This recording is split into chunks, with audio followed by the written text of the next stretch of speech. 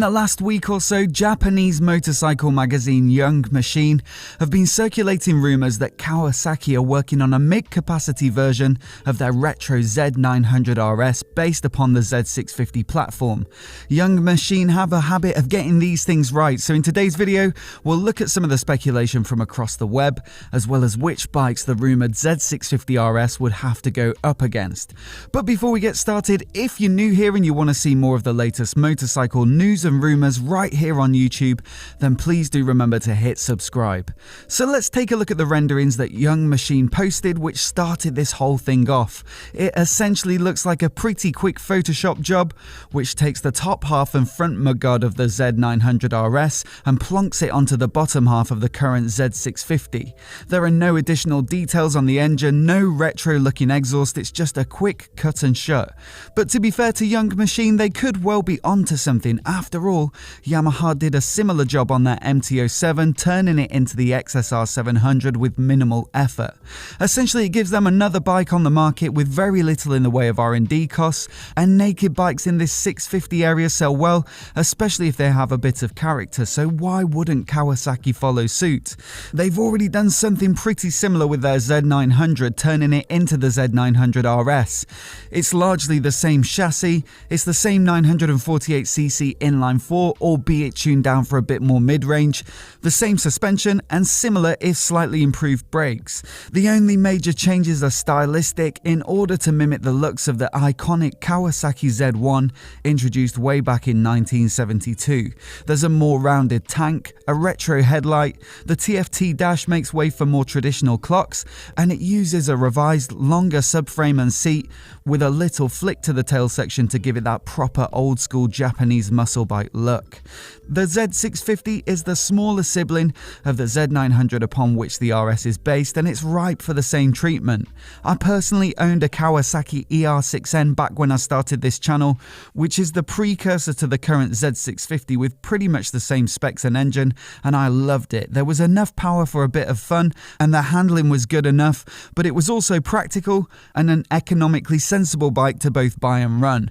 The only thing that eventually convinced me to chop it in and buy the Street Twin was the looks. Back when the ER6M was introduced, Kawasaki's designs were at the more modern end of the spectrum, and that's even more so the case now with fragmented angular designs that really push the boundaries of modern production bikes. Some people like that, and that's all good, but others like myself, not so much. So the same sub 7 gram bike with close to 70 horsepower and decent handling, but in the Z900 RS form factor, would tick a lot of boxes. Simply add the retro headlight, tank and tail section, do away with the TFT dash in favour of some analog clocks, and offer it up in some sweet paint jobs. The only problem for Kawasaki is that this part of the market is already pretty busy, and there are more bikes coming in 2021. For a start, we've already mentioned the Yamaha XSR 700, which is based upon the super successful MT-07. This would probably be the most similar bike to the Z650 RS should it come to the market, as it also uses a parallel twin-cylinder engine configuration. That said, the Z650 has a 180-degree crank, which results in a sound like this.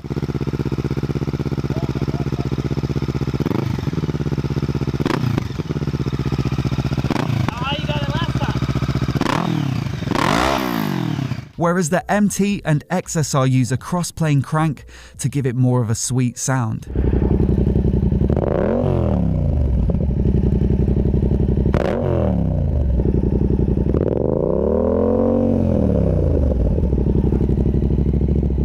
You could argue that 270-degree crank gives it a little more character, and the XSR also has more power at around 75 horsepower to the Z650's 67. So Kawasaki will have to work hard on the looks to compete and try to come in under the $7.5 grand price point. It's also worth considering the Suzuki SV650, which they adapted into a cafe racer styled bike in the SV650X. This variant comes with different paint, a cafe style fairing, and a tuck and roll seat. At £6,599 on the road, it's a bit of a bargain compared to the Yamaha, especially considering it puts out similar power figures. But it's the genuine V-twin engine configuration that could prove most tempting to potential buyers. It's the only V-twin at this capacity and price point, and as a result has a lovely sound.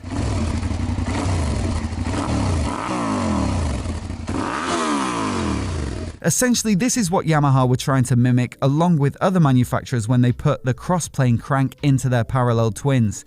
The SV is a little long in the tooth though, and doesn't quite have the visual finesse of the XSR.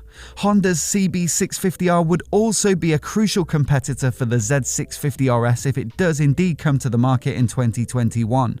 It's the most powerful bike in the segment at the moment, and by a decent margin, capable of 94 horsepower owing to its high-revving inline-4 engine. It makes for a zippy machine that will fly if you can keep the revs up, but perhaps lacks the versatility that the low-down torque of the twins offer. It can feel a touch gutless at town speeds where you simply can't keep the revs in that peak power band, but at 7,199 pounds on the road at the time I wrote this video, it's hard to ignore those extra 20 horses.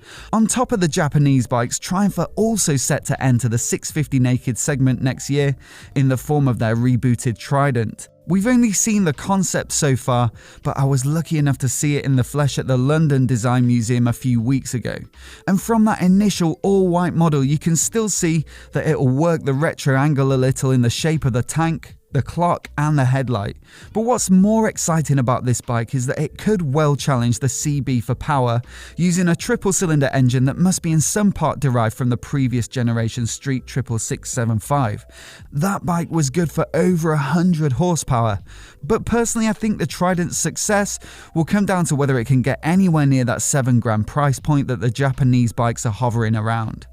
So a potential Z650 RS probably wouldn't have the most characterful or powerful engine, and it might not be the best spec, but their Z900 RS was so warmly received from a visual perspective that if they could deliver something similar but in a smaller, lighter and more affordable package, then I see no reason why it wouldn't still make for an awesome little bike. But what do you reckon? Does the Z650 platform have what it takes, or does that 180-degree parallel twin lack in a bit of je ne sais quoi? Let me know which bike you'd pick in the comments below, and if you're new here and you want to see more videos like this, hit subscribe and I'll catch you next time.